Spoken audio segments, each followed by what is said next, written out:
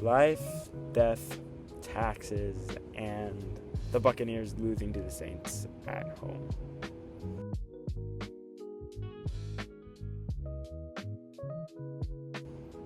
Hello everyone and welcome back to Tampa Bay Sports Daily and our Bucs breakdown. I am sorry I haven't been posting.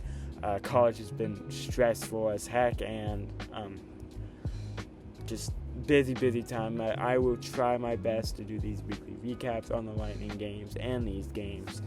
But this was a tough game for Tampa Bay. They fall to New Orleans 24-20 and fall to 7-6 and now are tied with the new Panthers for the division lead. Their next game is against the Atlanta Falcons on Thursday night. But let's break down this one first because I have some feelings about this game and I'm going to try my best to stay calm. And let's jump right into it with the first quarter.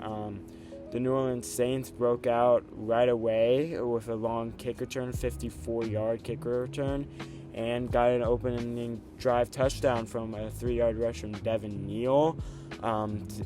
Just up the middle here. This was an ugly first drive for the Bucs defense. They could not get off the field.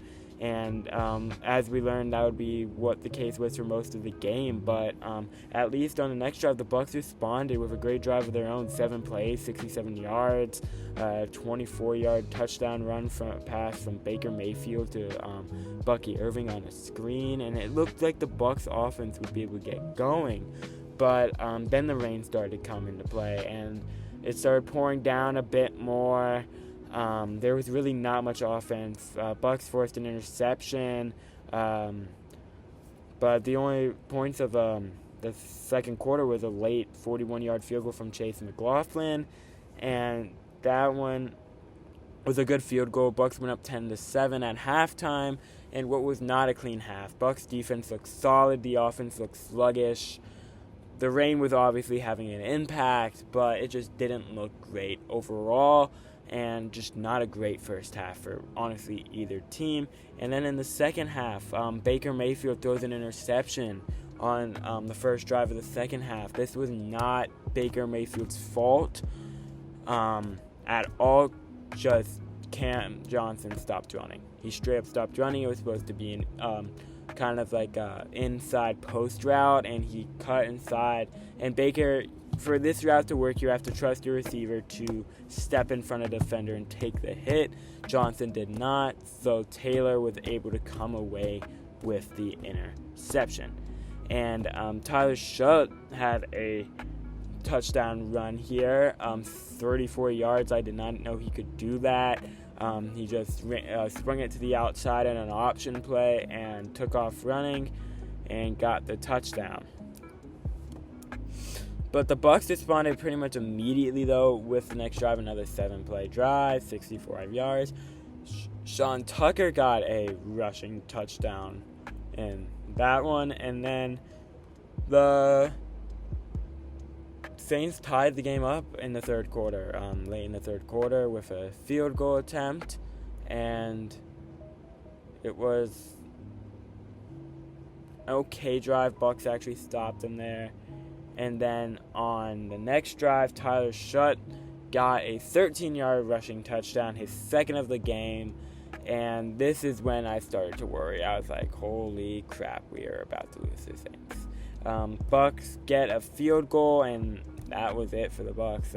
They went for on fourth down a lot.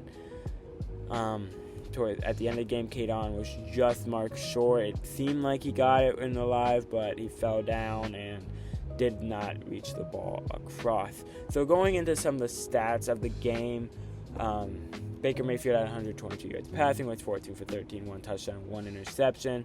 Bucky Irving was your leading rusher with 55 yards on 15 carries, and Chris Godwin led in receiving yards 55, receiving yards on 5 catches. For New Orleans, Tyler Shutt had 144 yards passing, 13 for 21 interception.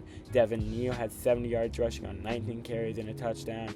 And then Vale had 3 catches for 40 yards. Greg Gaines had 1 sack in this game, and Christian Izien led the Bucs in tackling. And it was just a tough game. The Bucs should have won based on stats alone. They had 50 more yards than the New Orleans, they had 4 more first downs than New Orleans. They had less penalties. They were better on 4th down. They did not compete in the red zone, but they had 7 more minutes of time of possession. But that was because of how different these offenses are. The Saints offense is quick pace, really likes getting up to the line. And the Bucs, they wait, break down the defense, see if Baker can scan the field and stuff. And where do we go from here for Tampa Bay? Obviously, they're not done overall. They're still in first place, tied for first. If they can win on Thursday against a struggling Falcons team that did not look good against the Seahawks today, then they're good. Losing a game to the Saints is alright because the Saints are already eliminated from the playoffs. It's gonna hurt you, obviously, in like momentum-wise and the power rankings-wise. And just to be honest, there's too many games like this that over the years that we've been under Todd Bowles, games that we're expected to win by a lot, we lose somehow. And last year it was a struggling Cowboys team we lost to. The year before that, it was again the Saints that we lost to, and that game we didn't even score a touchdown. So it's just frustrating over and over again. And even 3 years before that, his last season with Brady, they lost to teams like the Steelers, Panthers twice. Like, it was just it's tough when you're expected to win games and you don't. It's tough on the morality. I'll go back and watch the post-game interviews that are going on right now while I'm recording this. But it was just a tough game overall for Tampa Bay. And the best thing to do is bounce back. Football is a week-to-week game. They could go put up 40 points on the Falcons next week. I think it's highly unlikely they do that. But I have to give credit to the Saints. They had a great game plan going into this when their defense looked ready, on edge. Their offense worked enough. The run game, they really ground and pound on that wet field and really tore it up, the Bucs defense. And it was just a tough game. Bucs pretty much have to win out because of how their schedule is. The only team they can probably afford to lose to is the Dolphins, and I don't even think they should do that. I think they can win out with everyone coming back, but it is going to be tough. And it's just a bad loss overall.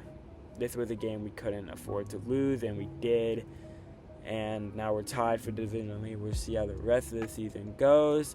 But it's just been a tough couple of weeks for Tampa Bay. But that's going to do it for a game recap of the Bucs and the Saints. Obviously, we're not happy with the result, but I hope you enjoyed this little breakdown, and I'll hopefully have more videos like this coming soon. Yeah, that sounds good.